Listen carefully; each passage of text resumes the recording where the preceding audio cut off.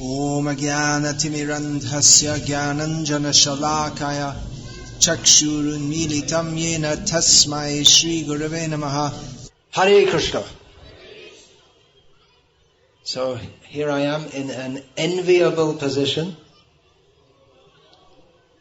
Everyone's looking at me and praising me and giving me money and flower garlands and serving me.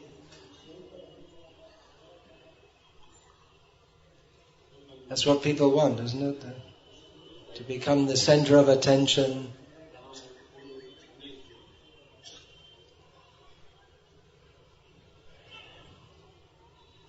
A Vaishnava particularly shouldn't want such a position. Should desire only to serve Krishna and put himself in the back. Last night we saw the drama of Sri Madhavendra Puri, that's explained in more detail or more clearly in Sri Chaitanya Charitamrita, that he was commissioned by Gopal to bring chandan, sandalwood, from Puri when Madhavendra Puri reached Ramuna. Then some wonderful incident occurred, and Madhavendra Puri was aware that news of this mercy of Gopinath at Ramuna would go ahead to Puri, so he'd be praised as a great devotee. So he didn't really want to go, but he had to go to do his service. So even though he didn't want to be praised, but a higher principle was, I have to do my service. So on that basis, he went there. And actually the fact that he was being praised like that facilitated his service. Because then the king's men were all ready to help him and give him their sandalwood and give him the government papers. There was bureaucracy even in those days, to show that it was all legal and authorized, and they arranged for some help also to carry it and some guards. So that facilitated his service. In 1986, I was recommended for taking sannyas. I didn't accept sannyas in that year. There was a lot of disturbance in our society in that year. But then 3 years later I thought, well, anyway I'm writing and traveling and preaching here and there, so it would facilitate my service to accept sannyas. So then I accepted sannyas for that purpose. Everything for service. The devotee thinks how we can serve Krishna in the best way. So if by taking this role of guru, which as Bhaktisiddhanta Saraswati Thakur said, a Vaishnava cannot be a guru, because as soon as he becomes a guru, he ceases to be a Vaishnava. If you think I am a guru, Amito, what is that? Amito Vaishnav e buddhi hoile amani nahobhavami. Pratyushtasha ashi hridoy dushibe hoibo niraigami. If I think I am a Vaishnava, I cut out many of the lines. I didn't quote all the lines of the song, but these are the essential lines. Bhaktivinoda Thakur sings, if I think I am a Vaishnava, then I won't be humble, and the desire for honor will pollute my heart and I'll go to hell. So if one thinks I am a guru, as Bhaktisiddhanta Saraswati Thakur said, he said it in a roundabout way, which you need to understand Bengali to understand this, then the first uka becomes knocked out. That means instead of being guru, it becomes goru, which means a cow. So of course a cow is a worshipable animal, so you get worshipped, but you're not capable of doing the form of the job of a guru, which is to give spiritual knowledge. So you may still be worshipped. Even your stool becomes worshipped. But you can't actually act as a guru if you think, I am a guru. So, it's better not to envy the guru. Not to take this position should not be in the form of envying Srila Prabhupada or the previous acharyas. Navamanyeta karhichit. What is that? Acharyang mang vijani yan navamanyeta karhichit namarja buddhya suyeta sarvadeva mayo guru. Understanding the guru to be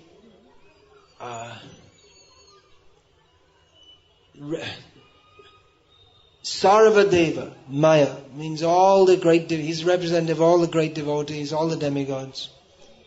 We should not think him an ordinary person who's subject to death.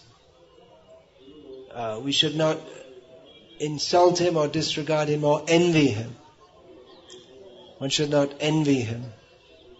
So, understanding the position of the great acharyas, one may serve them, not to envy them, not to imitate them, not to try to show one to be better than them, which is a ludicrous proposition, or equal to them, which is also a ludicrous proposition, but simply to serve their mission.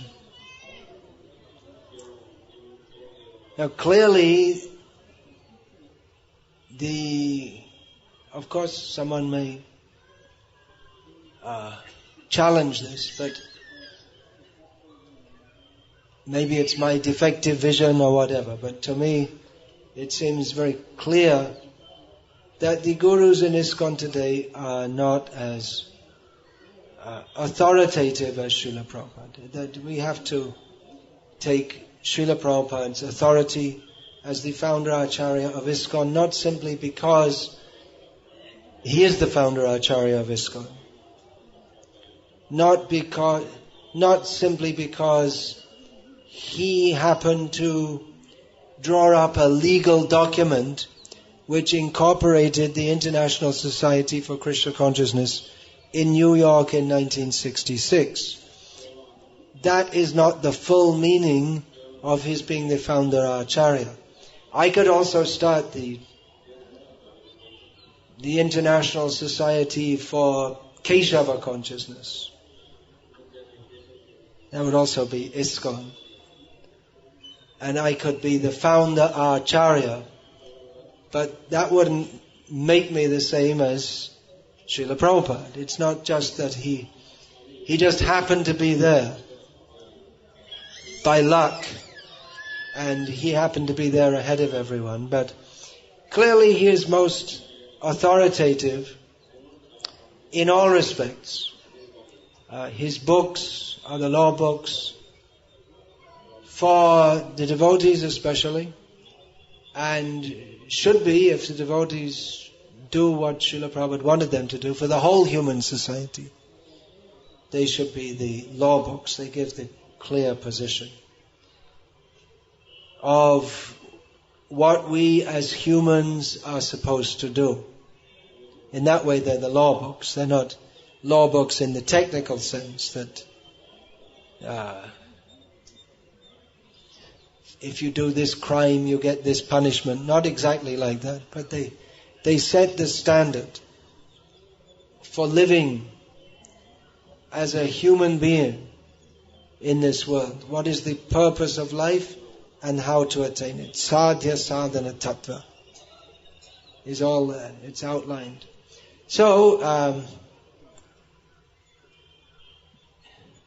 just to make it clear in case any of you become bewildered by seeing me sitting up on this big seat, Srila Prabhupada in all respects and in every quality exceeds me immensely, and even 10 million Bhakti Vikasa Swamis cannot be equal to 1/10 millionth of Srila Prabhupada. Then you may ask, well, what am I sitting up here for? Well, because Srila Prabhupada is so great that to attempt to follow his footsteps and to continue in our no doubt inadequate way what he has given to us, that in itself is glorious. You're all glorious. We are all glorious. That cannot be denied. We may wish to deny it personally, but it is the understanding we get from Srila Prabhupada's books and from all of Shastra that to be the dog of a Vaishnava is a far more desirable position, far more exalted position than being the leader of many dogs. Svavidvara hostra karai sangstuta purusha pashuhu nayat karna pato peta jatu nama gadagraja. There are many great people in the world, but the Bhagavatam says that such great people, supposedly great, they may be praised as great by persons who are no better than dogs, hogs, camels and asses. They have no actual greatness because they're not interested in hearing and chanting about Krishna.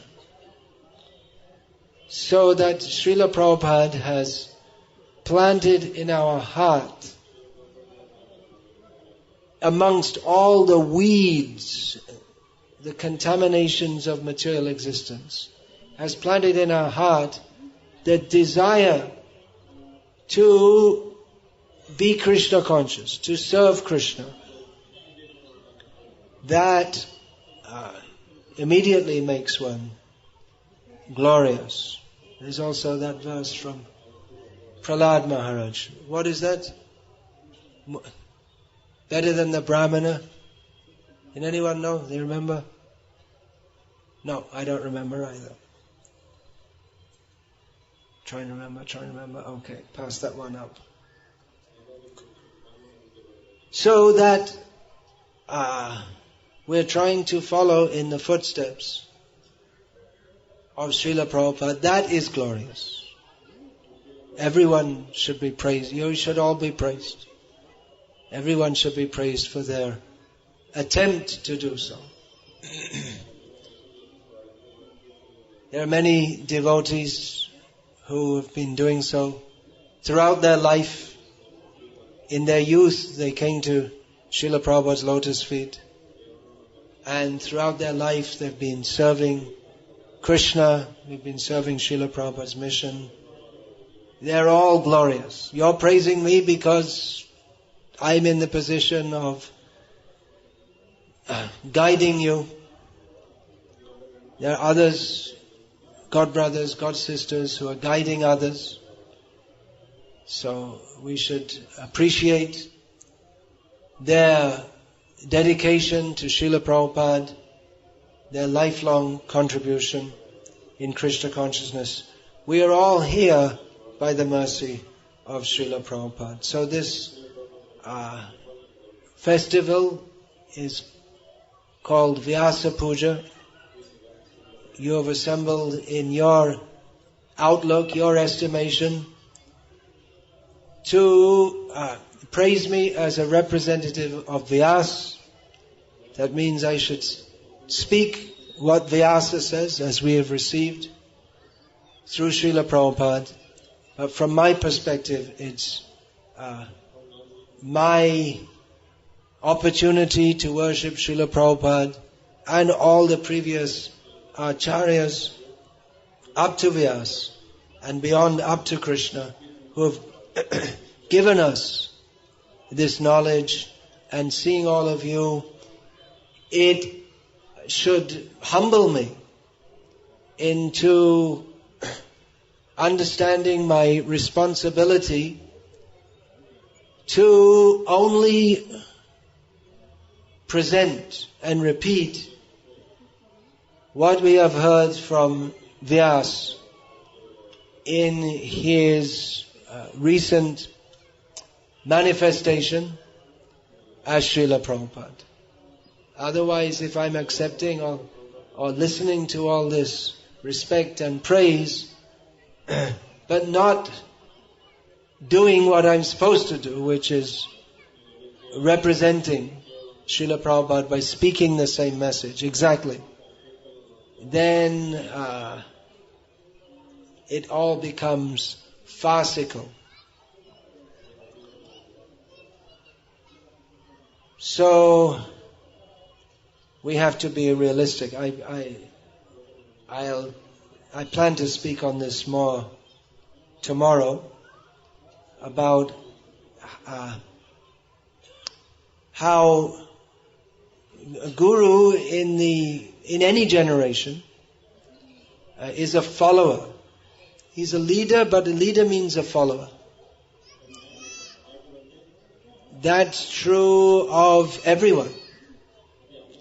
Ekale Ishvara Krishna Asabhrita.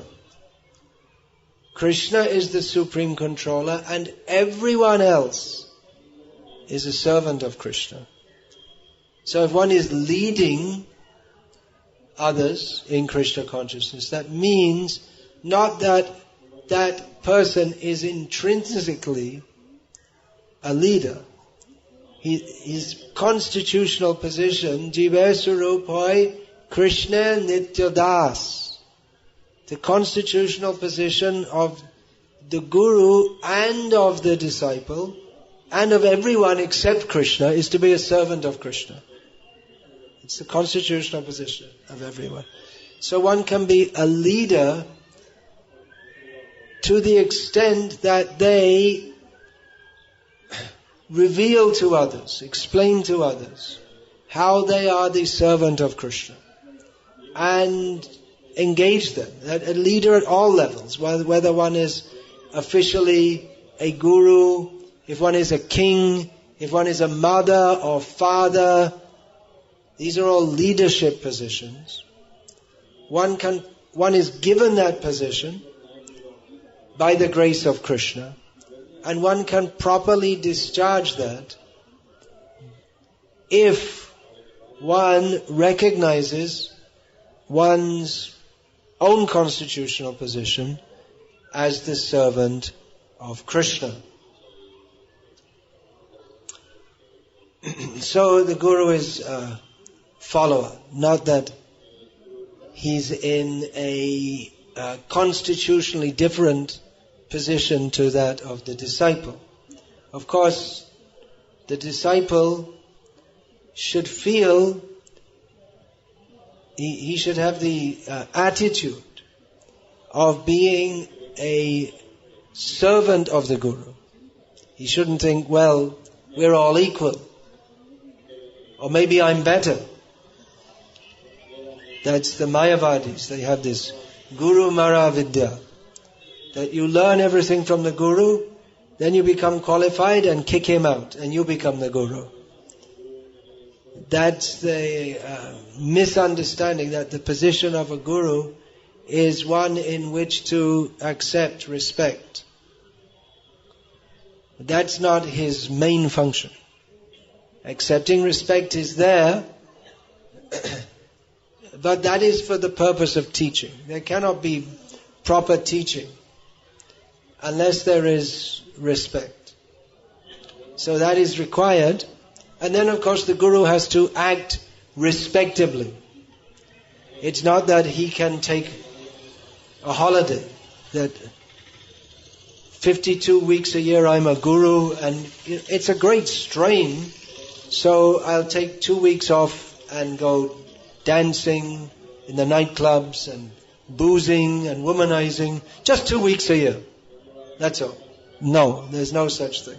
Not even for 1 second, not even for one part of a second, can one, if he's going to instruct others, can he do anything but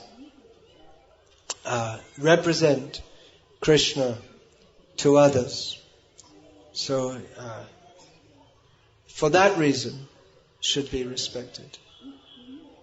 Vedic culture is actually most cultures throughout the world, with the exception of the Western culture, which is a disaster.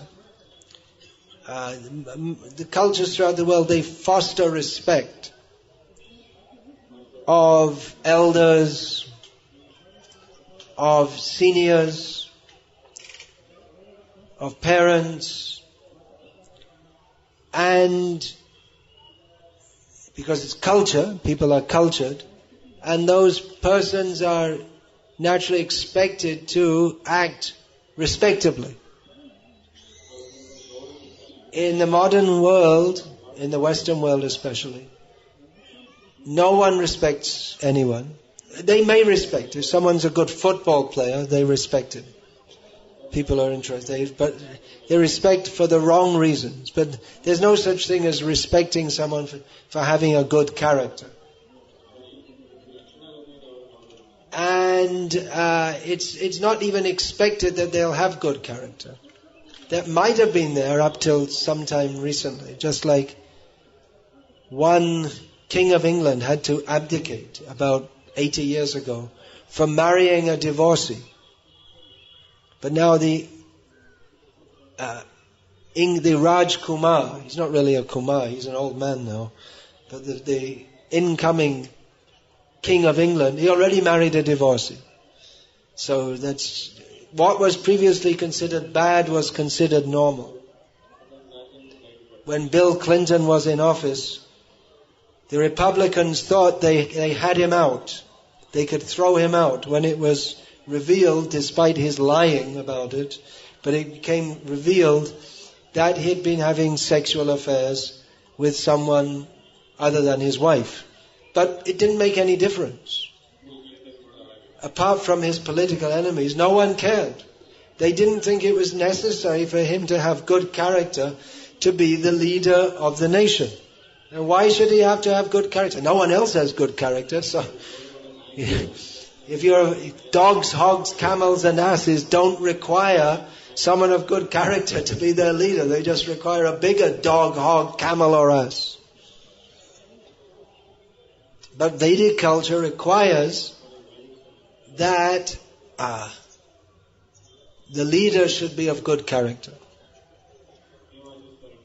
They may not be self-realized, but they should, just like the children, the parents, the children learn from seeing the elders behave. So the father and mother, they might, we're not recommending it, but they might argue with each other, but never in front of the children. Because they know that if the children see this, it'll be bad for them. Then they'll grow up with the wrong attitude. So, culture means that respect is there, and those who are respected, they don't take that position to exploit each other. I said I'm in an enviable position.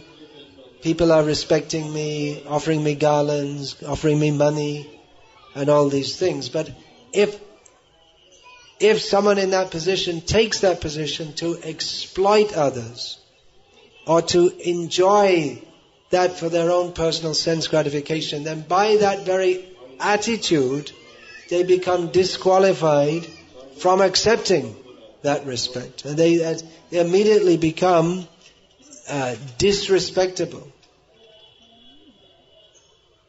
Or as Srila Prabhupada put it, the Guru is supposed to be a transparent via medium. A transparent medium, that means the message comes down through the parampara and is spoken down to the disciples, and respect, honor, facilities comes up, and that also goes up. It doesn't get blocked up at the point of the Guru. It goes up. It's a two-way conduit. Giving out instruction and accepting offerings.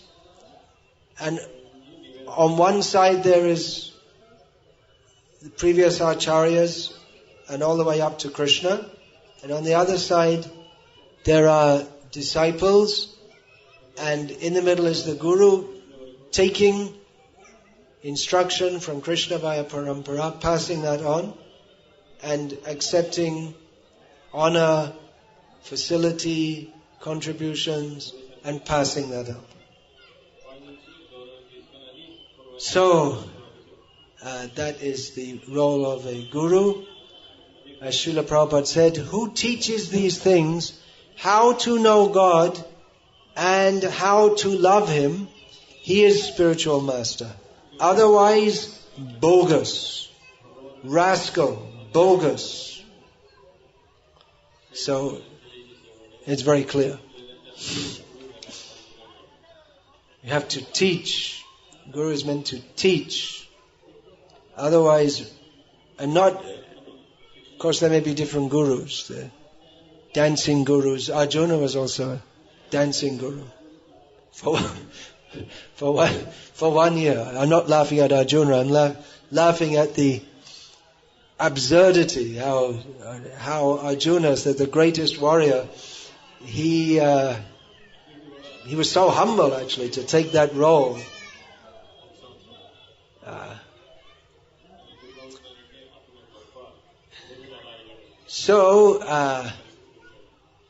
Guru should be a teacher. I gave a lecture on that recently. His Guru is teacher.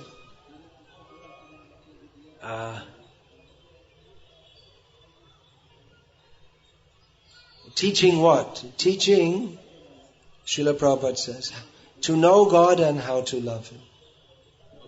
So that means on the basis of Shastra. Guru specifically means on the basis of Shastra. He's not teaching on the basis of Shastra, then not Guru. In Buddhism, Jainism, Sikhism, because they came out of the Vedic culture, they also have the concept of Guru. So there are Buddhist gurus, but he cannot be a Guru. A Vaishnava Gurur Nasyat. One who is not a Vaishnava cannot be a Guru, because Guru has to teach the truth from Shastra. Shastra means Ved Shastra, which in Kali Yuga especially means Gita and Bhagavatam. So we have to promote what is in Gita and Bhagavatam through the teachings of Chaitanya Charitamrita. And when devotees become advanced by imbibing and following the teachings of Gita and Bhagavatam, then they come to Chaitanya Charitamrita. So, Srimad Bhagavatam, as Srila Prabhupada writes in his preface, which by reading that short preface, we can understand how Srila Prabhupada is specifically empowered by Krishna, by Vyasadeva, by his own Guru, to present the teachings of the Bhagavatam in a strange language, English. So from that preface we can understand how Srila Prabhupada has perfectly understood the message of the Bhagavatam and Vyasadev's presentation for the people of the world through Srila Prabhupada. So Srila Prabhupada writes there that the concept of God and the concept of the absolute truth are not on the same level. The Srimad Bhagavatam hits on the target of the absolute truth. So Bhagavatam is aimed at persons who are sincere, who are seeking the truth, who are nirmatsaranam satam. There's so much profundity in every word of Bhagavatam. So nirmatsara means non-envious. Later in the 6th canto, Srila Prabhupada, he elaborates on this point, that all so-called religions, except that of the Bhagavad Dharma, they're all mixed with envy in the name of religion, including Hindu religion. It's mixed with envy. And therefore, it's a very big topic. I won't elaborate too much now. But even the idea of a chosen people means that others, they're envied. We are the best. Or God saves only those who believe what we interpret what He said, and everyone else goes to hell. This is enviousness. God made the animals for us to kill. This enviousness. So people who are stuck in this envious way of thinking, they cannot approach the spotless Bhagavad Dharma.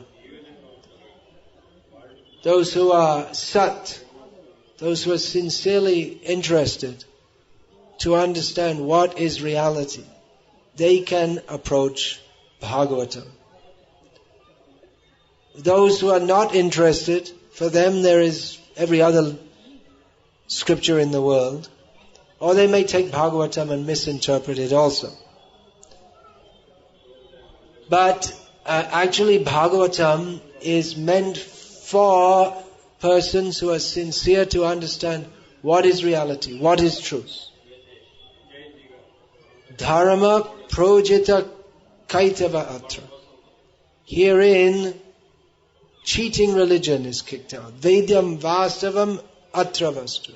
This is the actual message of the Vedas.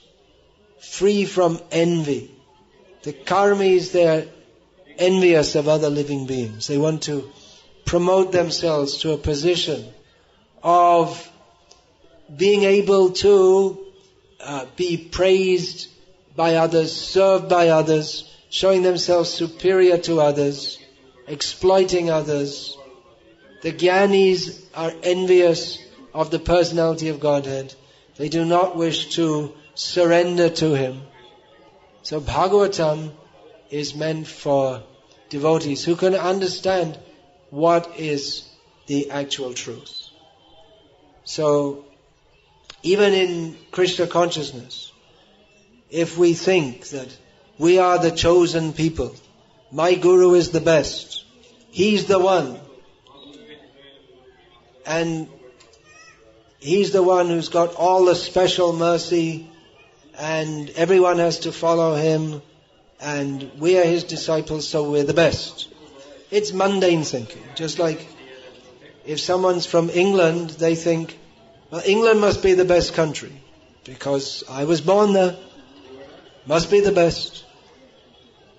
If someone's from Gujarat, I'm looking at Jai Damodar, who's a transcendental person, they think, what is that? Hu Gujarati Chu? Is it? Something like that. I'm a Gujarati.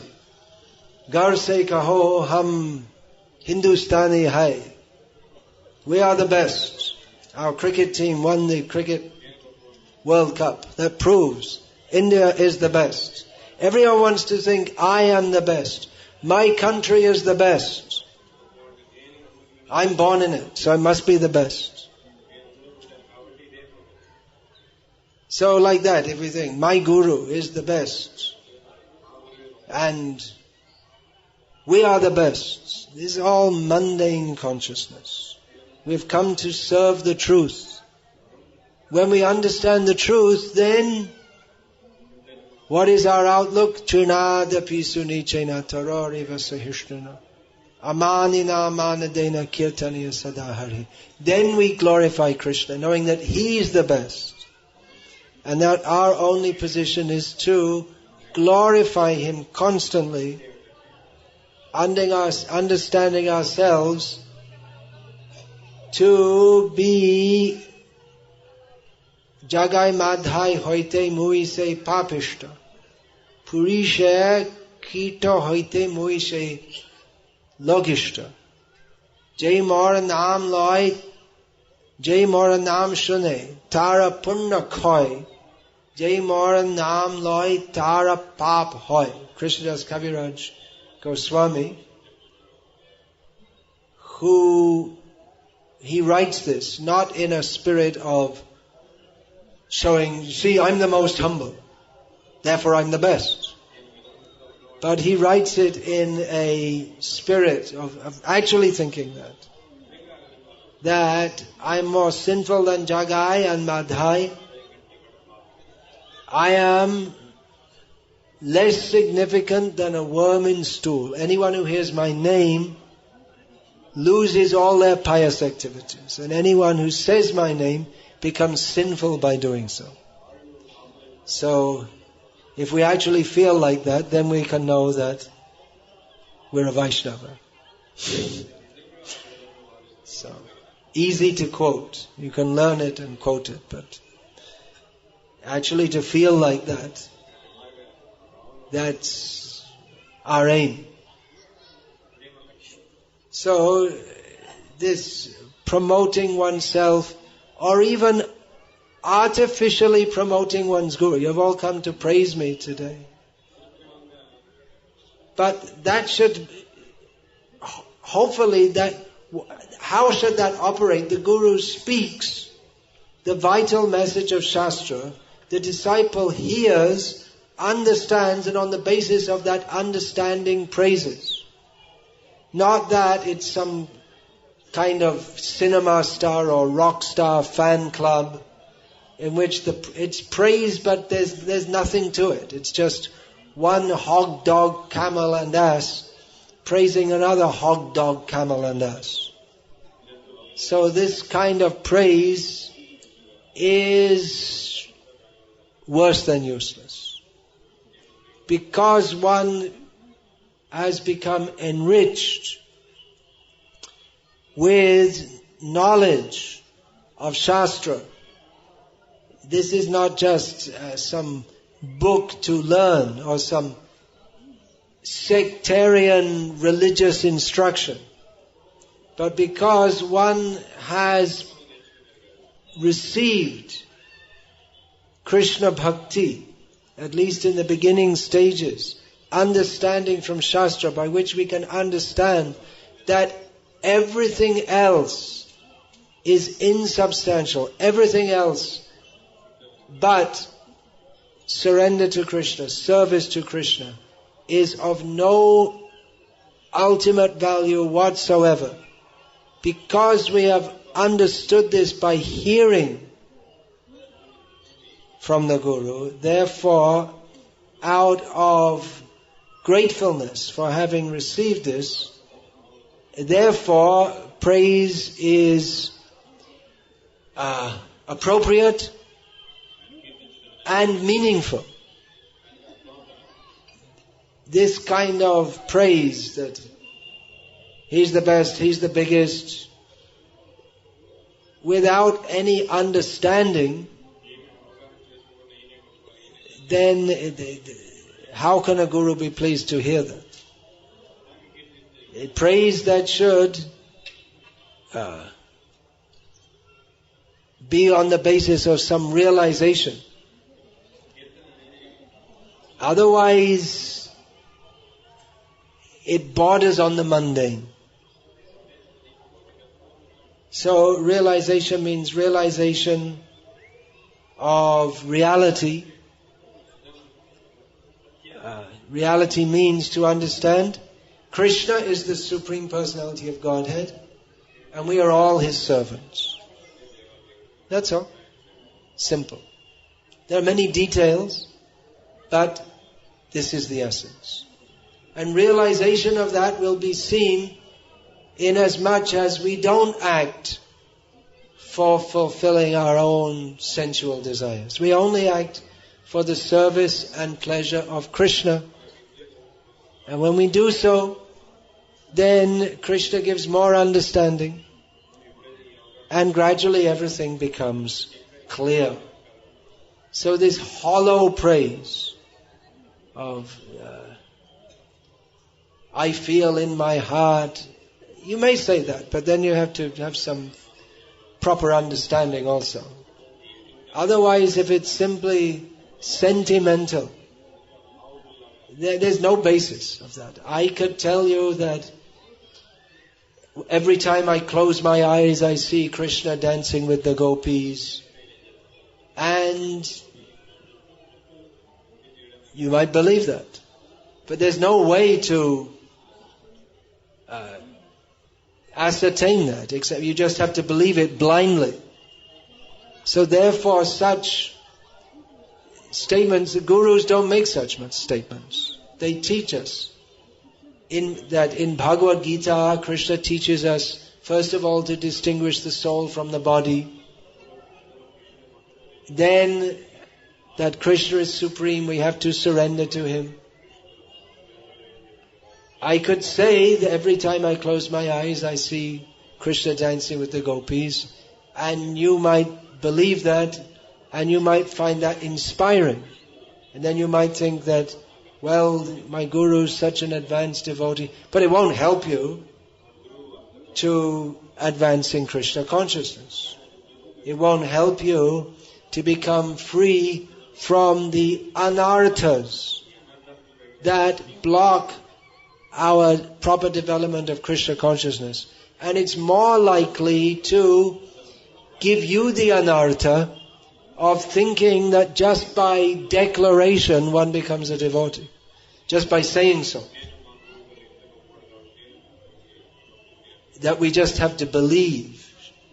If someone says, every time I close my eyes I see Krishna dancing with you, then anyone can say. And anyone will be accepted as a Mahabhagavat. And this is how the Sahajiyas are going on. But rather one has to see how the teachers, the gurus, are living according to the teachings of the previous teachers, and how they are teaching that to others. That's tangible. It's very dangerous to promote someone, or even more dangerous to promote yourself, on the basis of unreality. We've come here for truth, to know what is reality. So we may be speaking of Krishna, but that all has to be on the solid basis of proper understanding and behavior based on Shastra. Apane achare kare na kare pracha. Pracha karen keho na kare acha. Acha pracha name karaho dui karj. Tumi sarva guru tumi jagater arj.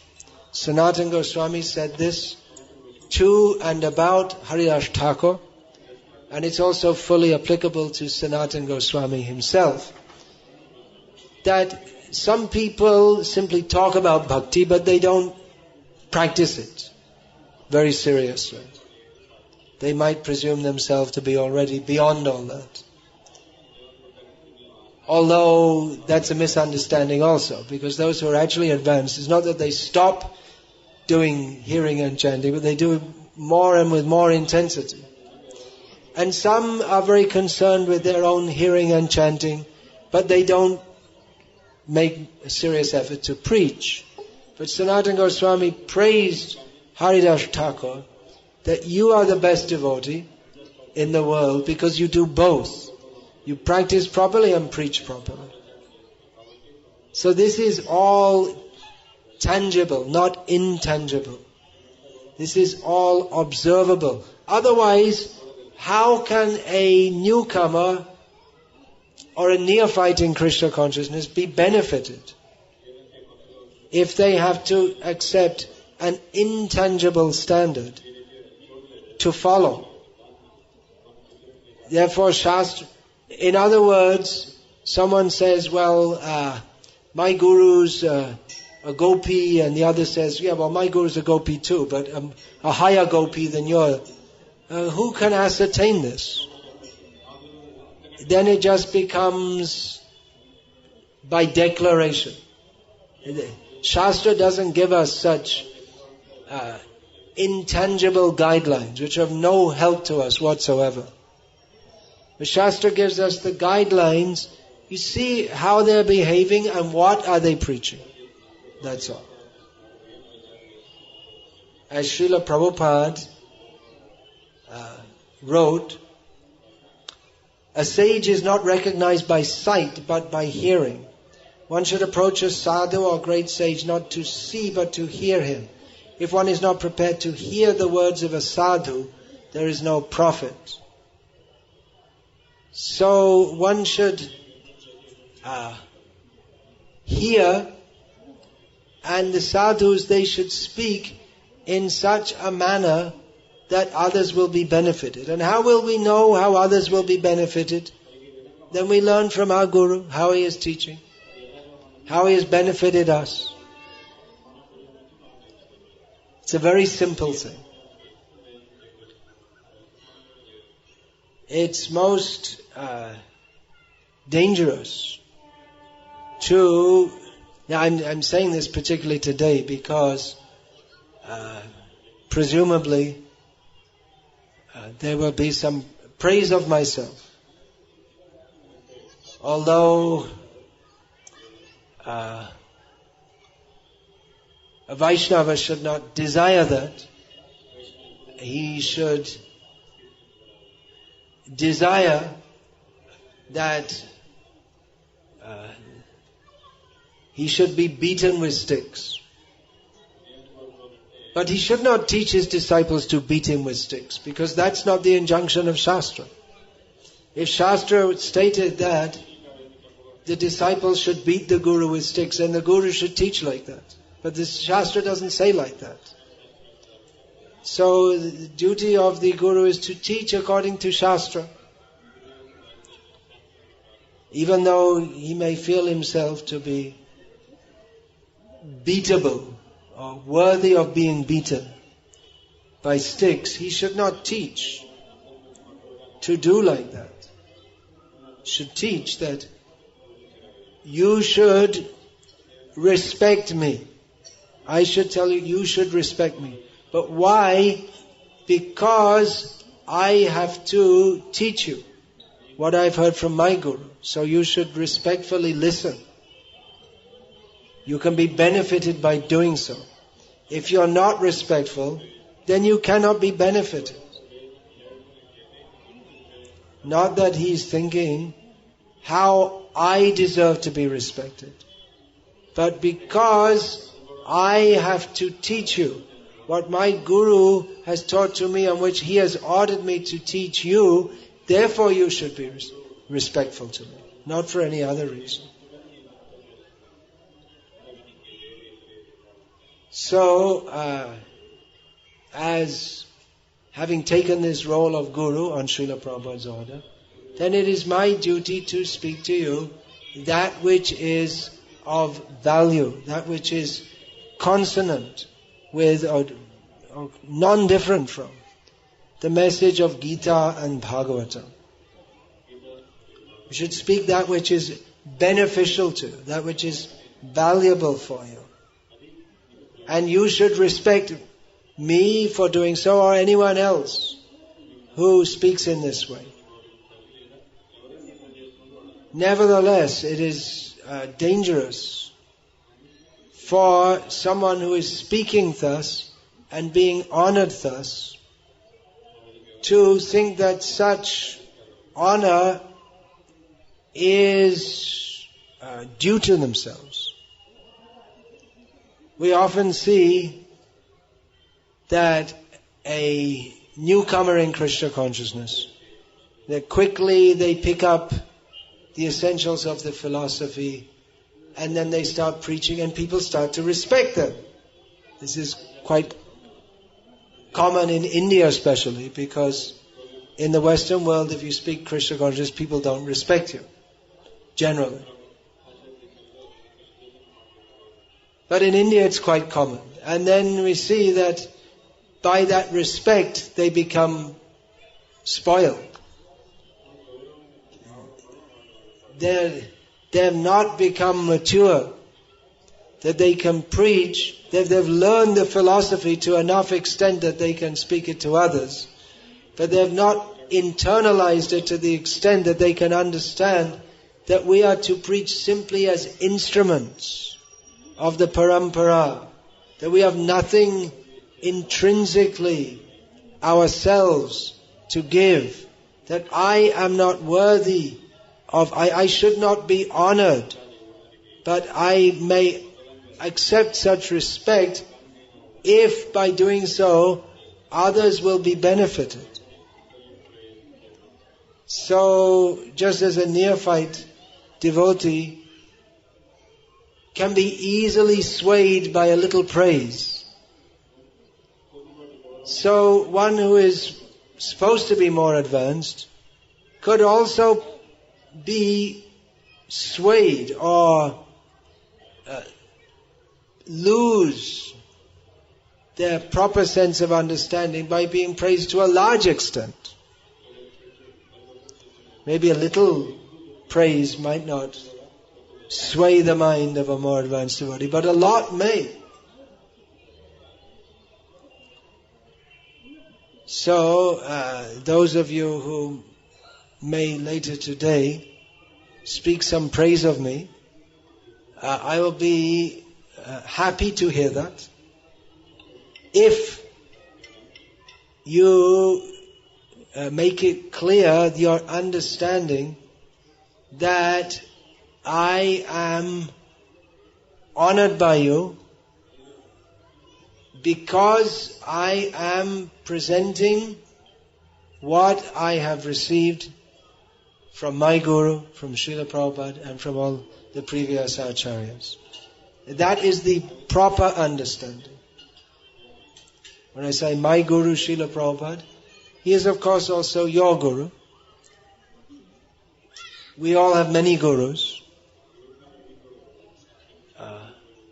Specifically, I was initiated by Srila Prabhupada, and most of you are here present today are initiated by myself. But it's not that you're in any less position to get Prabhupada's mercy.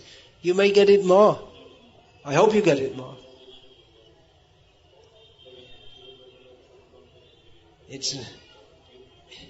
It's not that you're cut off from Prabhupada's mercy.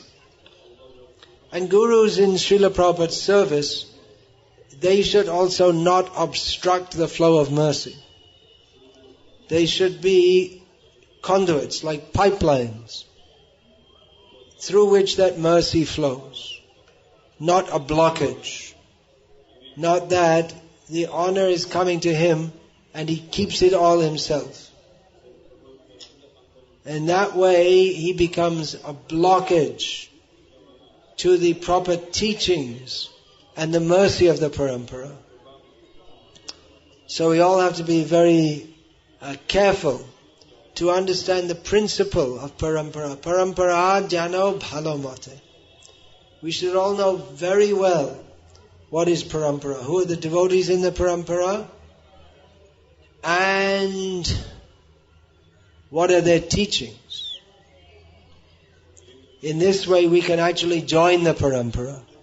We don't join the parampara simply by sitting in a fire sacrifice and having our name changed to so-and-so Das, that doesn't actually make us part of the parampara. We have to actually follow. Then we can be part of the parampara. If we don't follow strictly, then only superficially can we be members of the parampara. So it's very dangerous for a conditioned soul to think himself completely pure or perfect when he's not. And it's dangerous for others to praise him as such when he's not. So we have to be on the platform of reality, of truth, and not deviate from that, not twist or misuse this philosophy to try to promote something which is not true as being truth. So I'm in a very dangerous position here, sitting on a big seat with all of you ready to praise me and serve me. It's very dangerous unless I stick rigidly to the principle of serving Srila Prabhupada and the parampara. Otherwise, the flow of mercy gets blocked up, and we may go on for some time, but after some time the pipe will burst. It will all spill out. All the material desires will spill out. So, my motto as a guru is to speak that which is actually of value to the hearers.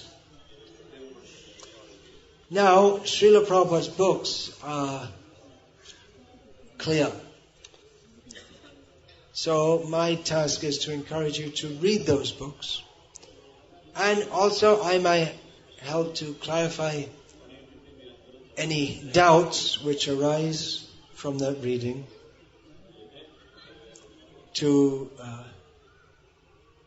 protect you and deliver you from misunderstandings, misinterpretations, which is always possible to bring in. Even Srila Prabhupada's books are written so clearly, but still the conditioned souls, they are awarded by Maya the amazing ability to take that which is completely sat, completely pure and proper and right, and adjust it and make it asat.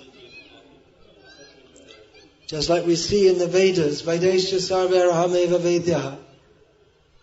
The goal of the Vedas, the object to be known is Krishna. But generally the materialists, they take it as another means for sense gratification. So anyone who properly understands, he cannot see the Vedic knowledge as a vehicle for sense gratification. But most people who are interested in the Vedas, directly or indirectly, if we say modern Hinduism, then they're also interested in sense gratification. So even though this land of Bharata has had innumerable sadhus and swamis teaching not to indulge in the activities of the senses, but to go beyond that to the spiritual platform, even though there have been generations, so many teaching like that, but hardly a few people take it seriously. And even those who do take it seriously, Manushanam sastreshu kaschid yatati siddhiye yatatam api siddhanam kaschin mang veti tatvataha. Even those who do take it seriously, hardly among them hardly a few can understand the real point of the Vedic message, which is to surrender to Krishna. So this net of Maya is most entangling. We have to get free from that. How can we get free from that? Well, various processes are given in the Vedic literature, especially hearing the Vedic literature from devotees. That will, Chidyante, Hridaya Granthis. The knots in the heart are pierced by one who regularly hears Bhagavatam from a devotee. Even among those who hear Bhagavatam, most of them don't hear from a proper devotee. They don't get the result. They don't get the result of becoming free from all doubts, advancing on the path of liberation. They don't get that because they hear from a non-devotee or a pseudo-devotee or a half-devotee, and therefore they get the mixed up message. So this hearing process is most important for Vaishnavas. If one desires the ultimate, the highest goal of life, then at least at the weekends, for those of you who are working 5 days a week, we should utilize this time for hearing and chanting about Krishna. You may also preach, go out, meet people, but for our own purification, we should know that hearing and chanting about Krishna, especially in the manner that Srila Prabhupada has given us, that is especially valid for the modern age. People are not very intelligent, they're not very long-lived, so they can't read all the Shastras, neither have any interest to read all the Shastras, and even if they did, they'd probably become more confused rather than less confused. So therefore, Chaitanya Mahaprabhu, who is Krishna himself, he has come to give us the very essence of all Shastra teachings, which is Bhagavad Gita, Srimad Bhagavatam, and the own ecstasies which he experienced. He's also willing to introduce that to us if we become very highly qualified. So these very basic points should be understood. The Guru is not a miracle worker, or he just touches you and then all of a sudden you feel some enlightenment. But it's simply to pass on what he has very carefully heard in Parampara. One who is a good follower can become a good leader. So one who is very carefully heard can very faithfully pass that on to the next generation. So like I said, there are many disciples of Srila Prabhupada who on his order are spreading Krishna consciousness, often just within one city, maybe not in the whole of a city. If they're a very big city, then you have to have several temples. So there are several devotees here from different parts of the world who are engaged in Srila Prabhupada's service, trying to spread the Sankirtan movement to the best of their ability. So I'm always emphasizing this point, that please read Srila Prabhupada's books, listen to Srila Prabhupada's lectures. You will be benefited. Everything becomes very clear, just like the sun rising in the sky. As long as the sky is not risen in the sky,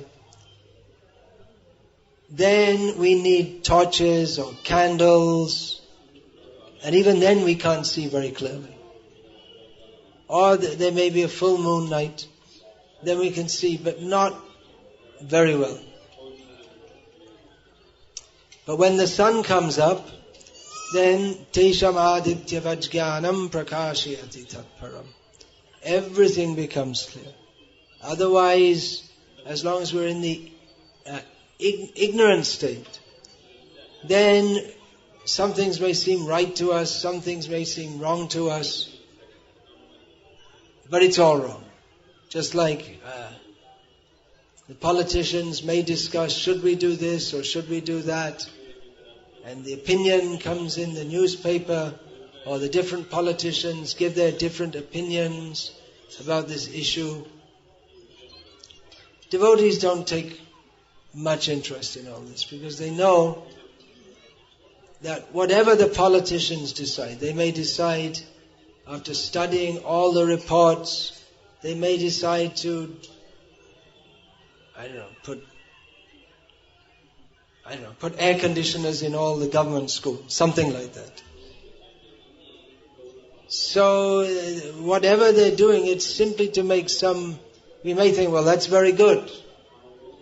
But it's simply some material adjustment to help people to live their life in what they consider to be a better way. Ultimately, there is no benefit to anyone. So Guru gives that knowledge based on previous acharyas, sadhu and shastra, of that knowledge which is of full benefit to everyone. That knowledge is timeless. In other words, the knowledge of Bhagavatam, even if we came 50 million years ago, that knowledge would be completely valuable, completely valid, completely appropriate. There might be people going around doing different things, just like if we go back such a long time, we may find it Satya Yoga, so we may not need so much social organization as we have today, with so many laws, because people live in Satya Yoga, people live a very civilized kind of life based on God realization. So even rules and regulations of devotional service, that may not be much given. But now it is given by our acharyas, especially Rupa Goswami has given us rules. We should follow that. We shouldn't think that, well, I can just make my own path. I can do what I like. No, Shastra is given by the Supreme Lord and by His bona fide representatives who do not deviate even slightly from Shastra. So, such a person is to be recognized. Srila Prabhupada often quoted, Jari Dekho Tariko, Krishna Upadesh, Amar Agyai Guru Hayatara Edesh. Wherever you go, whomever you meet, instruct them in the name of Krishna. In this way, be a guru and deliver this land. So that general instruction was there for everyone. Of course, Chaitanya Mahaprabhu, it's recorded that he specifically spoke to the Brahmana who was living near to Kurma Kshetra, the Kurma Brahmana. But Krishnadas Kaviraj Goswami writes that this visit of Chaitanya Mahaprabhu to that area, Kurma Kshetra, how he instructed the Kurma Brahmana, that was similar to everyone he instructed everywhere he went. So it is the duty of every Vaishnava to be a guru. Every Vaishnava is a guru. Because a Vaishnava guru nasyat Vaishnava swapacho guru, who a non-devotee is not fit to teach others because he himself doesn't know what the proper goal of life is. Even if he is expert in all the Shastras, even if he's born in a very high-class family, he doesn't understand the import of Shastra, which is to understand Krishna, to surrender to Krishna. If he does not understand that and does not teach his disciples to do likewise, then for all his expertise in chanting mantras, then he's not a guru in the proper sense or the true sense of the term.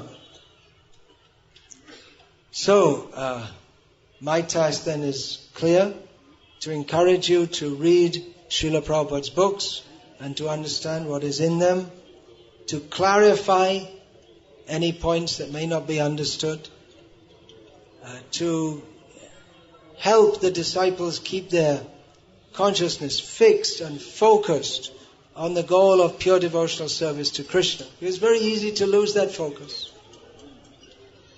We are, after all, in the world of Maya, and Maya offers so many allurements. So the Guru's task is to instruct the disciples so that they can distinguish reality from illusion and always act on the platform of reality. In other words, Krishna consciousness. And he should act in the same way themselves. The Guru should act in the same way himself to set a proper example. And then the Guru is benefited by doing so. The disciple is always benefited. Everyone is a winner if we just simply follow, strictly follow. Srila Prabhupada said that the main service for a Guru is to strictly follow. We have to very strictly follow. And then we have to, on that basis, we have to instruct others to also strictly follow. So Srila Prabhupada is giving all the knowledge that we require to become Krishna conscious in his books, and I can simply assist in delivering that knowledge and encouraging you to read Srila Prabhupada's books, which is why I don't speak on Vraja Tattva very much. It is the most delicious subject to hear and chant about Krishna in Vrindavan. But also that topic, for one thing, it appears that most devotees, they don't have the requisite qualification to hear that subject matter. And if we were to concentrate on discussing subject matters without concentrating on what we need to hear, that I am not the body, I am an eternal servant of Krishna, these basic things, then we are in danger of, even though hearing and chanting about Krishna, in being misled, in falling into illusion of thinking that I'm already on the very high platform or advanced problem, or my Guru is very highly advanced because he only speaks of these things. So I see that Srila Prabhupada, he was always enthusiastic to speak at a very basic level. And he didn't become tired of that. He would meet important people in various nations of the world, and before long he would be preaching that you are not the body, we are pure spirit soul, part and parcel of Krishna. Srila Prabhupada, you could say he didn't have many preaching lines. He just said the same thing over and over again. What we need to hear. And we're very grateful to Srila Prabhupada for that. That he gave us what we need so that we can advance in Krishna consciousness in a progressive way, step by step. Sadhakana mayang premna pradur bhave bhaved kramaha. Step by step, gradually, we have to make progress towards the ultimate goal of life. Not that we'll just jump in. So, I'm trying to teach this. It's not really a matter of teaching it, or giving the knowledge. That knowledge is already there within everyone. But it has become covered over by personal desires. And therefore, it is as if we require to be taught. Although naturally, as eternal spiritual beings, there is no Maya. Maya is only because we call her. Maya, please come and sit in my heart. And then she takes over. So we have to remind people that actually we're not meant for suffering in this material world. We are meant for surrendering to Krishna. And if we do so, then we can actually become happy. So my duty is to tell all these things as Chaitanya Mahaprabhu passed this message down through the parampara. There are many great acharyas in our line. There are many also who, they may not be very great devotees in the sense that Srila Prabhupada, Bhaktivinoda Thakur, but they teach their disciples what they have learned from their gurus. And in this way, that is the perfection. So, we should try to help each other. Also, apart from practicing ourselves and preaching to non-devotees, we have to help each other. And again, we have to know how to help each other.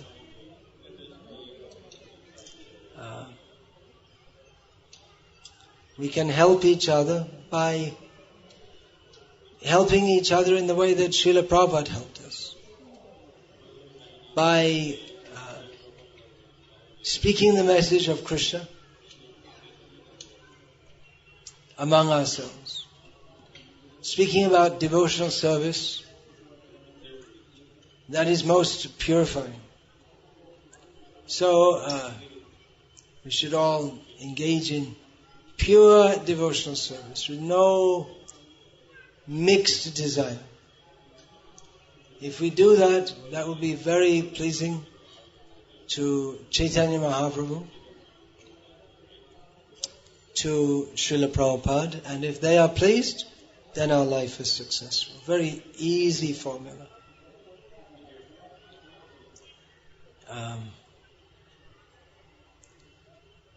Again, getting back to myself, I've recently published that book on strongly speaking in Srila Prabhupada's service. Because I strongly feel that we have to strongly speak, as all our previous acharyas did. They're all known as acharyas because they pushed back Maya, principally by their speaking. So we cannot expect to be great devotees on the level of Madhvacharya and Srila Prabhupada, but we should still take their instruction to speak the message of Krishna very clearly, so that everyone can be benefited. if at all we're going to speak the message of Krishna, then we should not do so in a way that on hearing it, people, they don't have the chance to improve themselves. They just hear it and they don't act, and there's no effect. We have to give people that which is vital knowledge of Krishna consciousness.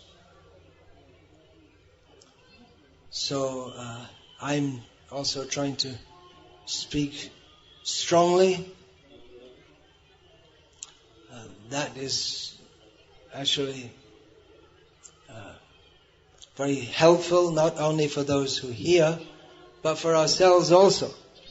Because when we speak, we also hear.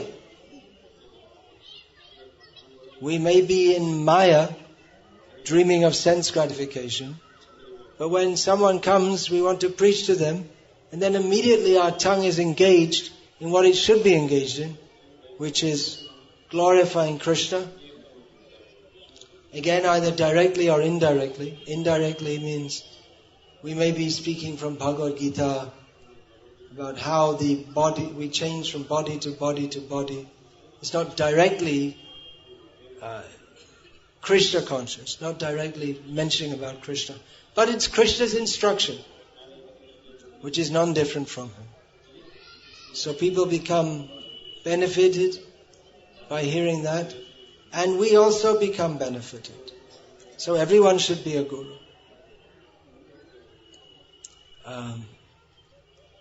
I just thought I'd give some examples of some experiences of my own strong speaking that I can remember, some things that particularly stand out in my mind over the years.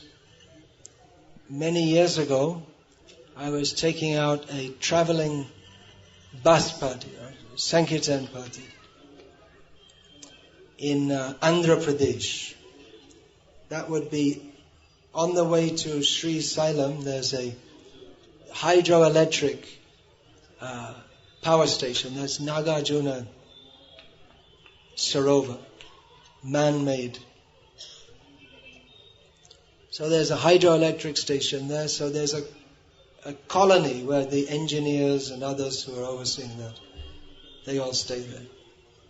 So I used to have this thing with our Sankirtan party that we would have Mangalati on the street. That anyway we're here to preach, so we'll do Harinam around, even if people are sleeping, it doesn't matter. We'll sing Sangsara Davana. We used to do that every morning. So we're going around, and surprisingly, we came across another group that was also doing Harinam. So they joined with us, and they joined in chanting Hare Krishna. And they said, we'd like you to bring you to our temple. So we went to their temple, and it was Sai Baba temple. The one who later ended up in a wheelchair. So they wanted me to do the arati, and I didn't do it. And they brought around the lamp, and they wanted me to take it. I didn't put my hand on it. So I waited till they'd all finished their arati and their singing. And then I told them that it's very nice you have the attitude to worship someone and to chant the holy names of God. But you should understand that this Sai Baba, he's not God. He's just a big cheater. And that by worshipping him, you think you're pious, but you're getting a very impious result. And as he goes to hell, you shall also go to hell. I don't exactly remember what I said, but along those lines.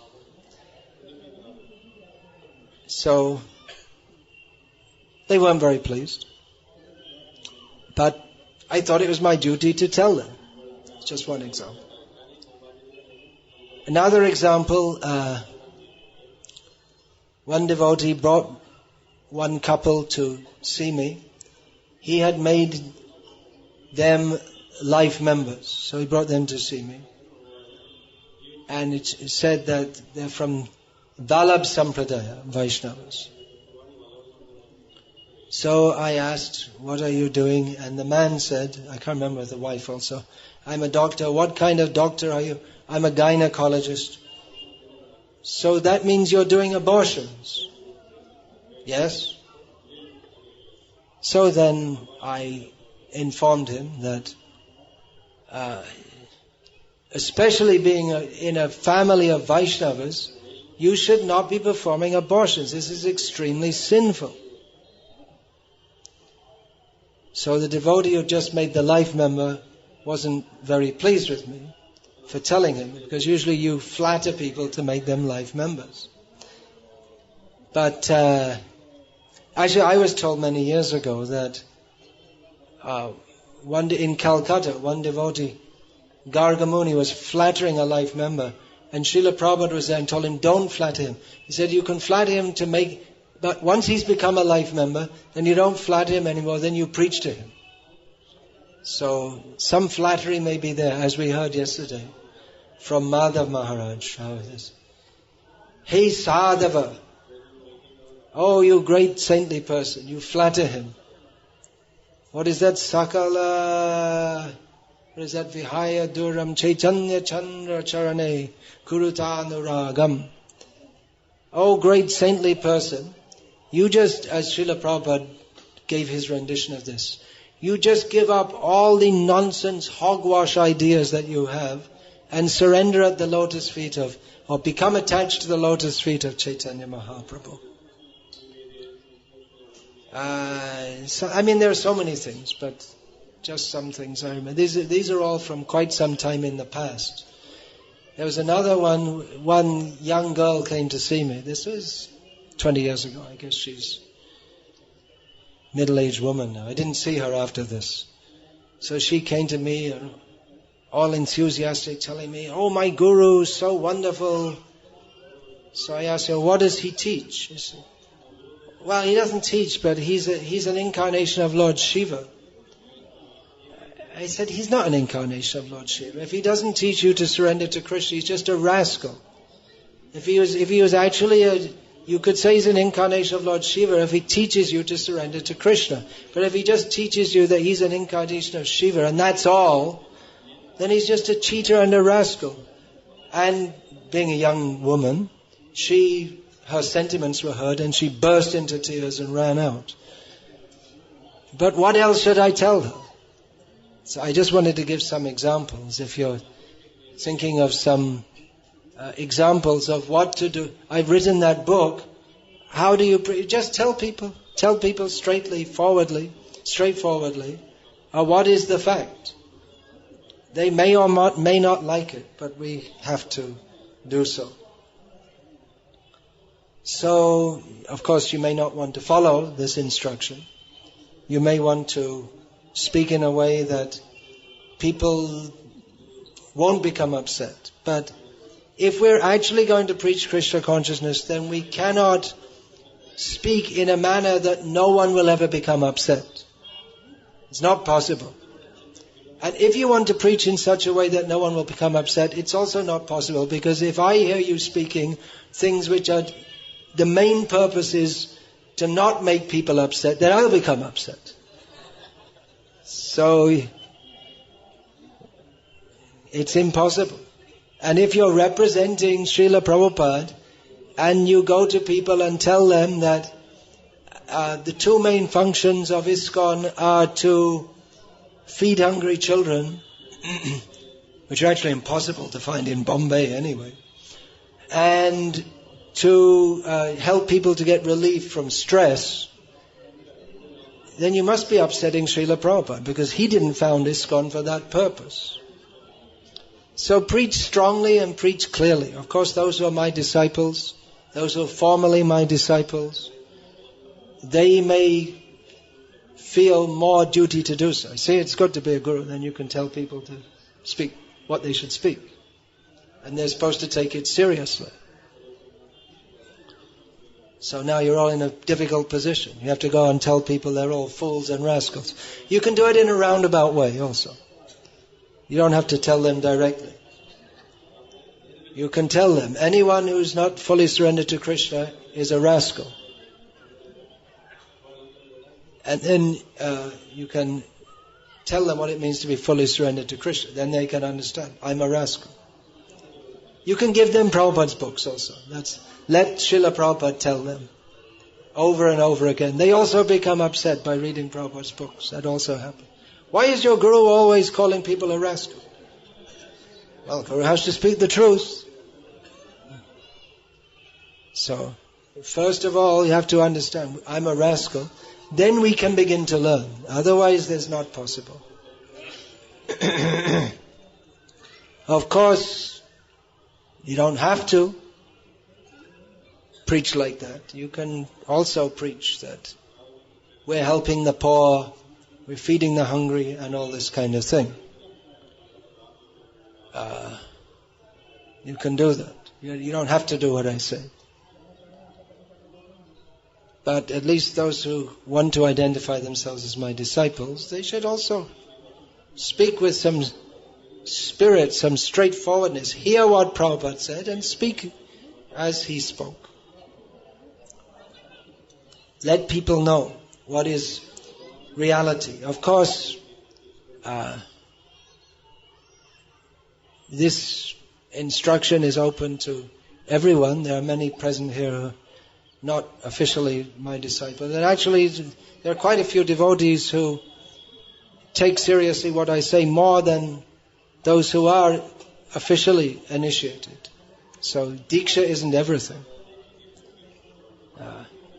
I am sitting up on this big seat because I take very seriously what I have to say. It's very serious matter. We're not up here to do a magic show. You could also have a stage with a magic show, or you could have a fancy dress competition. But I'm not up here for a fancy dress competition or to do some tricks or to tell some jokes to entertain you. I'm up here because Srila Prabhupada impressed on me that Krishna consciousness is very serious and we should impress that on others. So I'm trying to impress that on you also. So I'd like you all to take it all very seriously.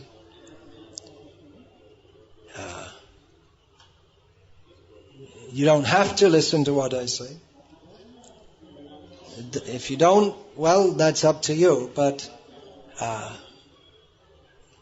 I'm speaking like this because I'm certain that by following what I say, you will be it is for your benefit. Srila Prabhupada spoke for the benefit of all of us. And those who are his followers, they should also speak for the benefit of others. Which means to speak what they require to hear, not what they would like to hear. We may have some roundabout idea of preaching, that, well, we speak what they like to hear, or we do what they like us to do, and then when they like us, then we'll speak what they need to hear. But somehow we find that those who do this, they never seem to get beyond the stage of just doing what people like us to do and speaking what people like us to hear. They always get stuck at the introduction stage. Hello, how are you? And they never get beyond that. So, we may not be the most polite. We should also not be impolite unnecessarily. But really we have to speak to others what they need to hear. Even so, some may be my disciples, as I said yesterday, I'm making life difficult for you. So, that's up to you. I'm not canvassing, come here, be my disciple. If you want to come, you can be, but it's my job to make life difficult for you. Because there's no easy way to cross out of this material existence. It's not that we're simply going to give you some vibhuti and all of a sudden you're going to become self-realized. You have to do your work. And it's not that preaching and making people take up Krishna consciousness, it's so easy that we just tell them, oh, you chant Hare Krishna and then all your problems will go away. If we're more realistic, we'll say, chant Hare Krishna, and then you'll get more problems. If we're actually more realistic, we'll say that. If you chant Hare Krishna seriously, then your friends, they won't be your friends anymore. Your family members, they might reject you, but you'll get real friends and better friends. But you may have more. There's no guarantee.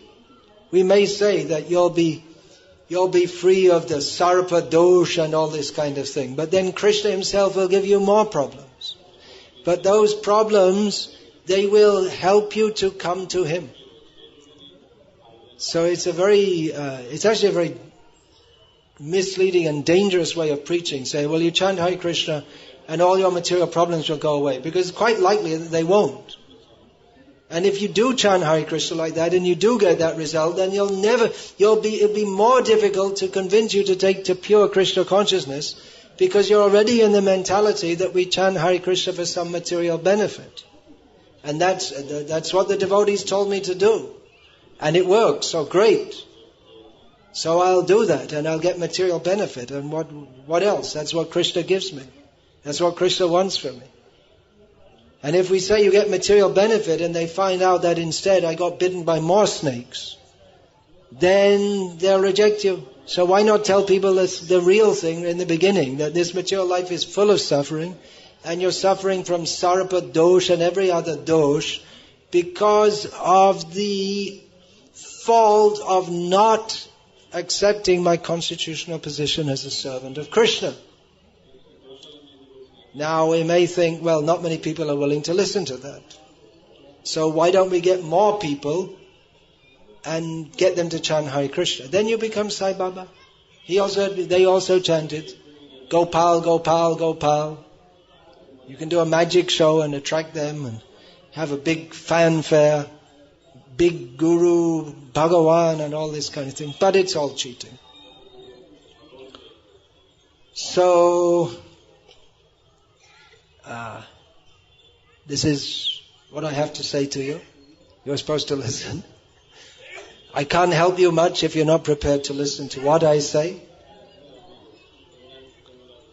If you're not very serious about that. Some things I say that even though they may be my disciples, it seems they're not able to hear what I say.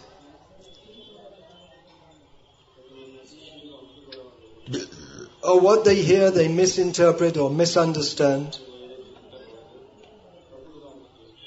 If devotees or disciples, they're proud of their abilities, or they think, I am the most dear disciple, therefore all these instructions are not meant for me, I did it my way, I'm already self-realized and it's only my mercy on my Guru that I became his disciple. If we think like that, then obviously I can't help you. If you are self-realized, then kindly you can bless me also.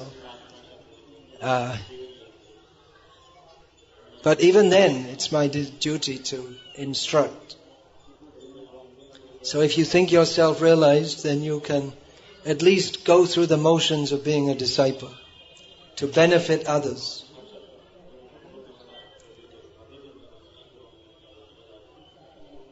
So I can speak, but those can hear who are ready to hear, who think that there's something valuable to hear. And of course, again, I have to say it again, that I can speak what is valuable. Yes, it is valuable because it's what I heard from Srila Prabhupada. So you may say, well, then we'll just read the books. What do we need you for? But we see that there are devotees, they may read the books but have various misconceptions. So it is required that these misconceptions be verbally dismantled. We have to hear the message spoken in a way that is suitable for our own situation. We have to hear it spoken in that manner. So, generally we see that those who think they are better, or they might even be better, but they don't really prosper in Krishna consciousness because they have that attitude. So sitting here on this big seat, good advice for you is don't think you're very big. It's best advice for me also.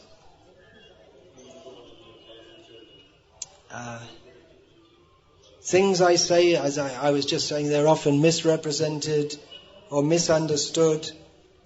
It can happen with anyone. Even a very ordinary person can be misunderstood. And even Krishna is misunderstood. Even great acharyas are misunderstood. So, what to speak of me?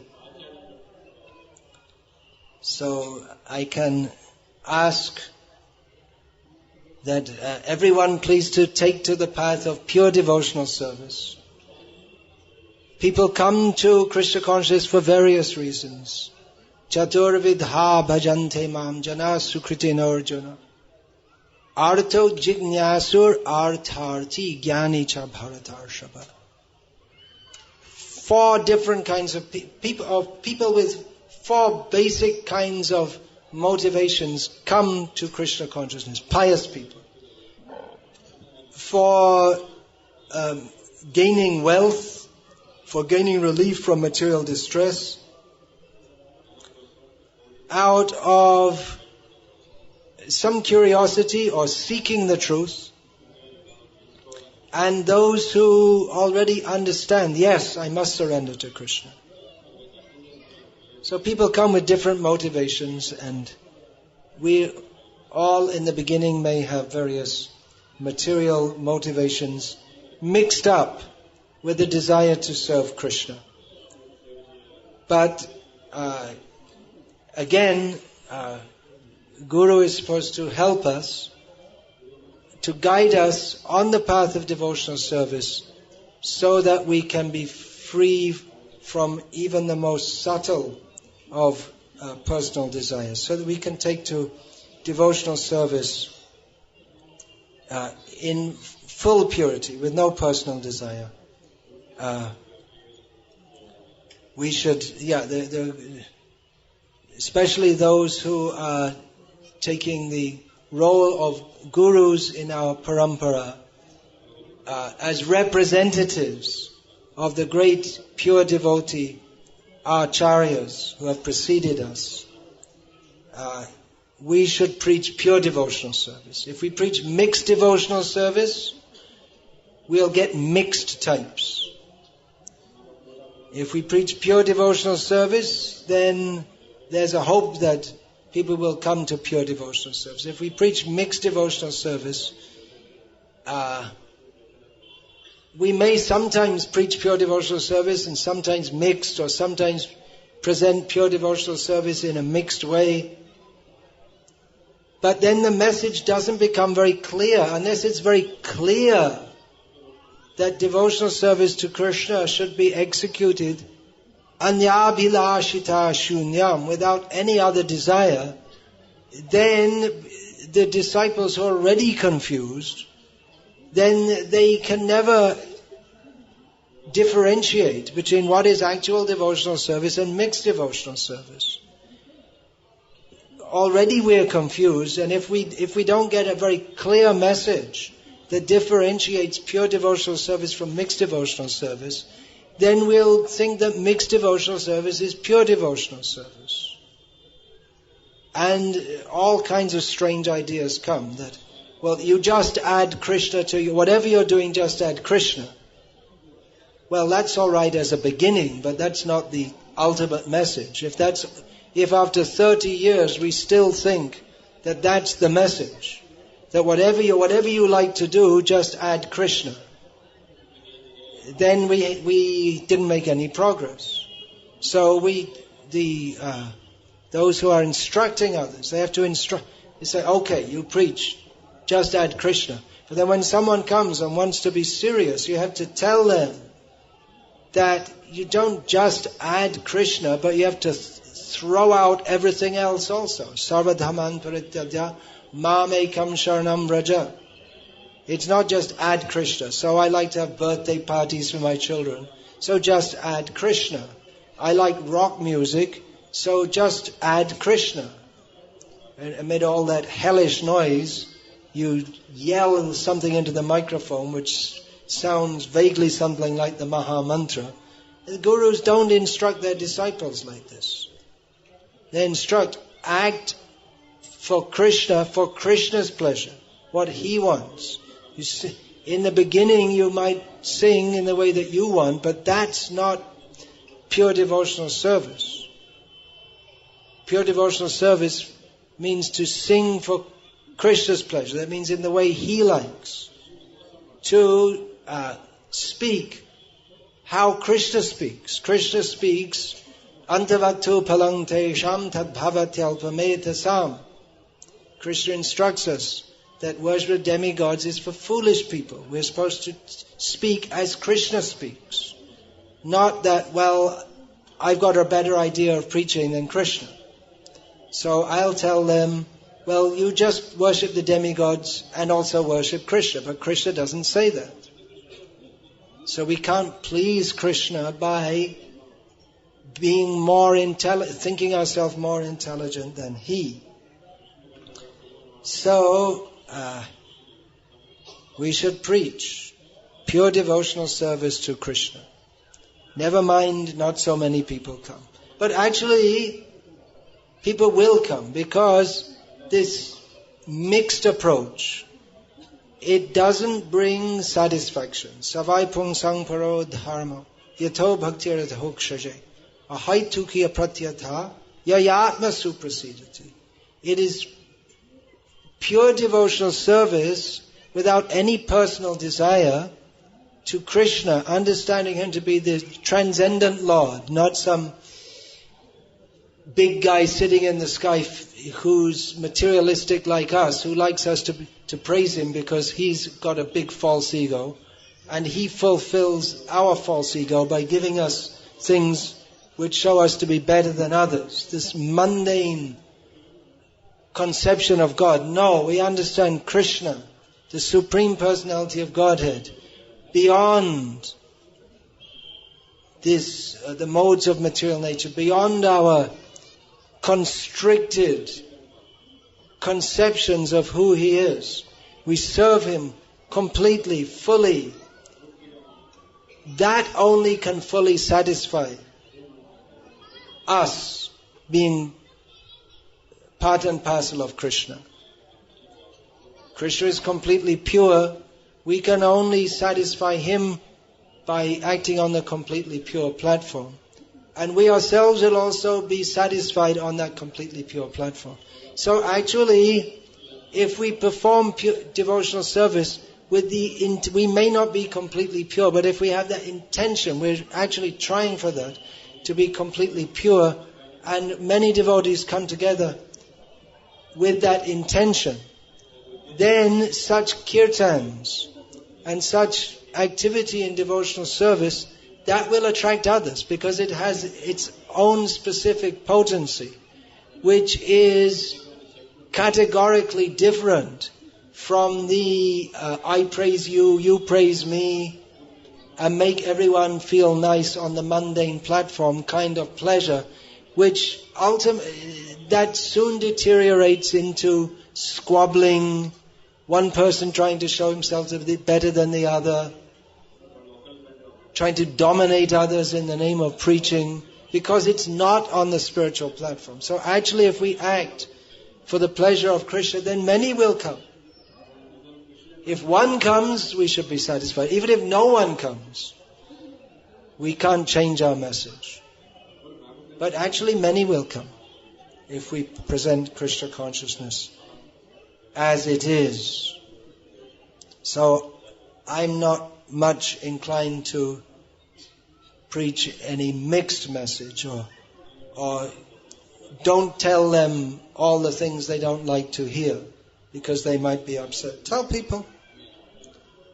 And it's better for me too, because then I don't get all these people on the mental platform who expect me to just bless them and remove all their problems because we preach to them in such a way. I rather will tell them that all your problems are because you're not Krishna conscious. Surrender to Krishna. So those who are willing to take this heavy dose, they can become purified, and it's much better for me too. That I get some good association with genuine devotees. So people will come, and we're seeing that there are various projects which some of you present here have taken up responsibility for, some temples, farms, gurukuls. We should always remember that these projects, we're not mainly interested in having huge farms or huge buildings, but we really want to see some very sincere devotees. It's all for that purpose. So always keep that in mind. I'm just talking about these things, and some of you are doing that. You're taking it up seriously, and you're feeling, you're experiencing the effect, which people will say you are mad, but you can experience how by sacrificing, what people call sacrificing, you become happy on a platform that is the real platform. It's not the superficial platform. So quality comes first. Quality and quantity. We want quantity also. We want many people to be engaged in devotional service. We want to distribute many millions and millions of Srila Prabhupada's books. But in bringing people to devotional service, our first consideration should be quality. Those who come, we're taking it up seriously. We should train them properly. Don't be more concerned with bringing many, and just bringing them in somehow or other. But take the time to train others, look after them, see that they develop, and then they can also bring others in gradually. Some of them will also bring others in, and in this way we can expand. This is the way to expand. Bring people in, train them, give them an understanding of pure devotional service, and let them bring others in on that platform.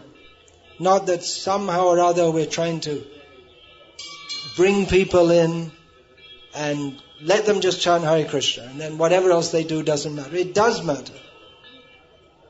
They have to understand what is Krishna consciousness and act on that platform.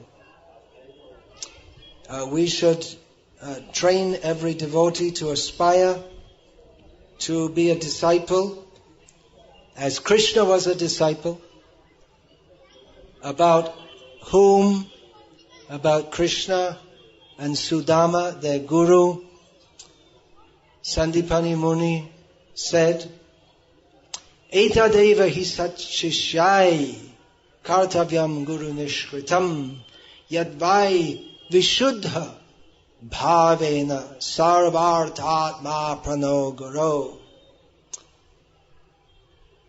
That Sandipani Muni said, this is certainly the characteristic of a genuine disciple, that they feel obliged to repay the debt to the Guru for what they have received from the Guru, and in that way, in a fully purified attitude, they offer everything they have, the whole purpose of their life. Artha can also be translated as money. In their very being, they offer to their Guru. They become Guru Das. So I'm seeing, like I said, some disciples, they're doing that.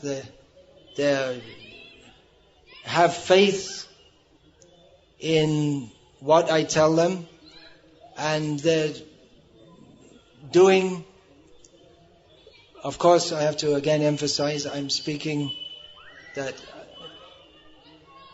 only speaking what I have learned from Srila Prabhupada. I've taken it as my duty to study Srila Prabhupada's books repeatedly and carefully, and to convey all of that to you.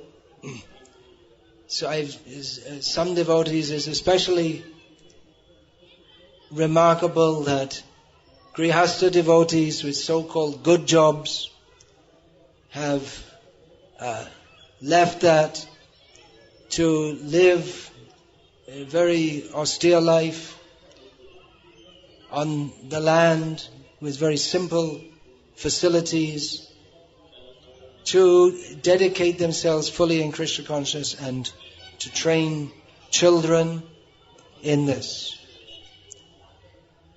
So of course they're not feeling it as an austerity, they're feeling very happy in doing so, but it is pleasing to me that some devotees are so much faithful that they want to take up Srila Prabhupada's mission in this way, even though no one, hardly who will appreciate that. Their friends, their family, devotees, but still they're doing so. So this is very pleasing. Of course, it's not that those who have not done that are displeasing, but that is a particularly marked example of it's an easy to see example of how devotees there doing what I say, which is of course Srila Prabhupada's plan, and feeling the happiness of surrendered service to Krishna in doing so. Some other, I'll just give a couple of examples. That actually, one couple in Russia, many years ago now, they were new in devotional service, and they came to me and said that, when I say couple, I mean married couple, that we really can't get on with each other, and we want your blessings for divorce. So I told them, well, even if you fight with each other, don't divorce. And they were faithful enough, even though they'd never seen me before, to take that seriously. And actually, once you decide to stay together, then you have to adjust somehow or other. So they didn't divorce, and they're going on. They became officially my disciples. Then again, some years later, they had one child, and the wife said, I want another child. And the husband said, no, I don't want. And the wife should follow the husband. But I said, well, I read Prabhupada's books, and Prabhupada says that the husband should satisfy the wife by giving her children. So you should give her another, and then they had a child. So they're so faithful that they just followed what I said. And I can advise them because I read Prabhupada's books. Then another couple, the wife came to me and said that I've taken this training in nursing old people, and now I've got that training, I can get a job in Israel. And I said, don't go to Israel. You're leaving your family behind. And in Israel, looking after old people means you're going to have to feed them meat. So, well, we need money for the family. I said, just forget it. Krishna will look after you. You don't need money. You don't need that. You don't need the money at that expense. And she didn't tell me she was doing all this training. She did all this training. Then she got the certificate. She got the job. I told her not to go, and she didn't go. So I appreciate that devotees I generally don't give such explicit instruction. Often I give suggestions. do like this, do like this. But I do appreciate if devotees have the faith that if I tell them to do something and they follow that. And I have to be very careful what I tell them to do, because it's a very responsible position. But I have the confidence to do so because, like I say, I study Prabhupada's books, and if there's... Often I'll ask God brothers or other senior devotees if I have to give advice to someone. Because there are others also who are reading the books, practicing devotional service, who may have other insights. So like that, I appreciate the devotees. They follow what I say, even though in ISKCON today it's not much promoted. Here we go again, don't eat kami food, don't watch TV, but I say this.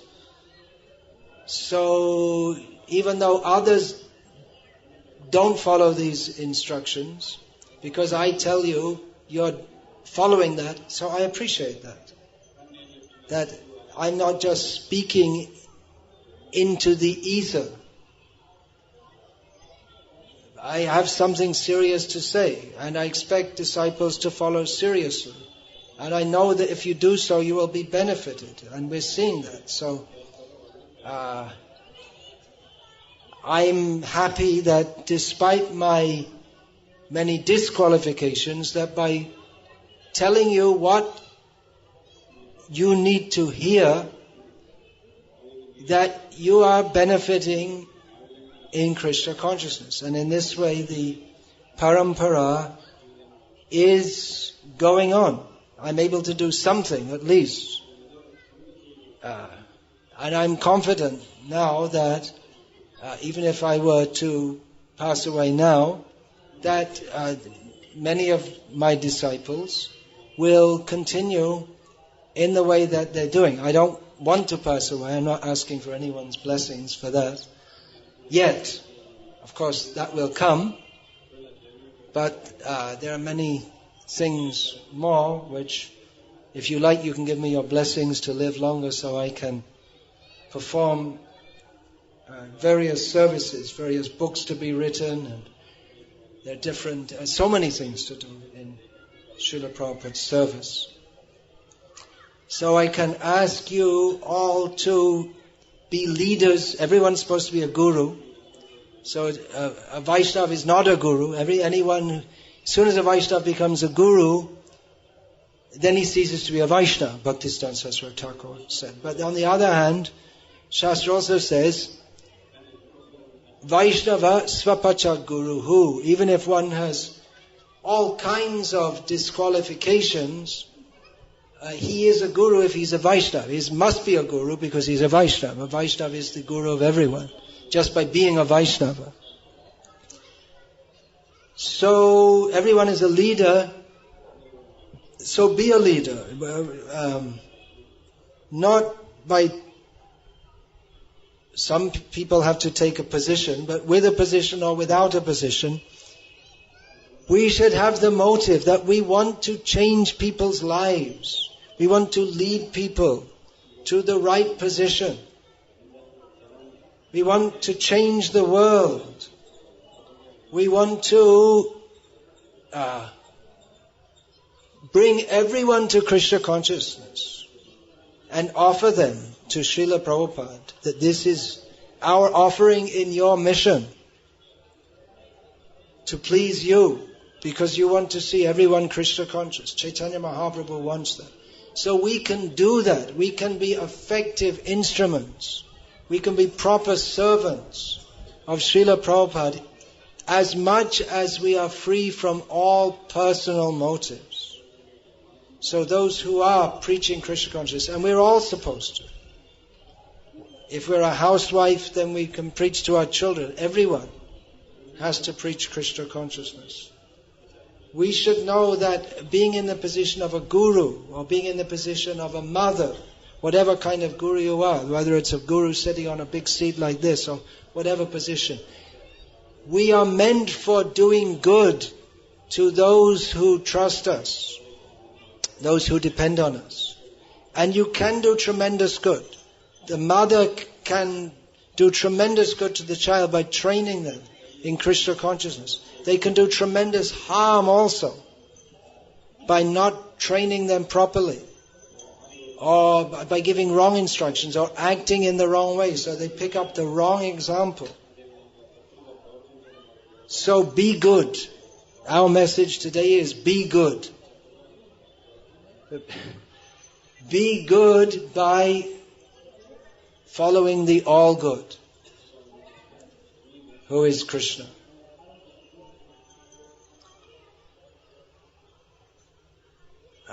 Don't mislead others. So the purpose of this function, or the purpose of my taking the role of guru in relation to you, is if I can inspire you to continue selflessly serving in Srila Prabhupada's mission with no personal motive, with only the motive to serve Srila Prabhupada and the Acharyas. So as I'm sitting here, I'll take the advantage to speak something else a little bit about myself, because generally devotees ask me this. So to save myself the trouble of being asked many times, what am I presently writing? Presently I'm making up on little notes that I've been scribbling down. I write little notes, just different points come in my mind, I write them down. So I got about 2 years behind in writing them up in a pakka form, and that's my main writing at the moment. I have just 18 pages more to go, and then I can get into other book projects. Upcoming books we hope to see soon are Patropadesha, which is a compilation of some of letters that I've written in the past years, and a book on Balaram should come out this year, and then major projects that I'm not sure which, there are two, I'm not sure which one I'm going to get into most focusedly first. That's either finishing off the book which I started many years ago, and a lot of work has been done for it on Vaishnava culture, etiquette and behavior, or working on volume 1 of a book called The Mood and Mission of Srila Prabhupada. So this is what I'm writing. You may also, along with distributing Srila Prabhupada's books, you could also, among the devotees who are supposed to have all of Prabhupada's books, you could also distribute some of my books, especially this recently produced book on speaking strongly in Srila Prabhupada's service. That will be very good to distribute among our devotees, those who are members of ISKCON. And that will also help to set the right mood for our movement. Hare Krishna. All glories to His Divine Grace, Srila Prabhupada. Hare Krishna.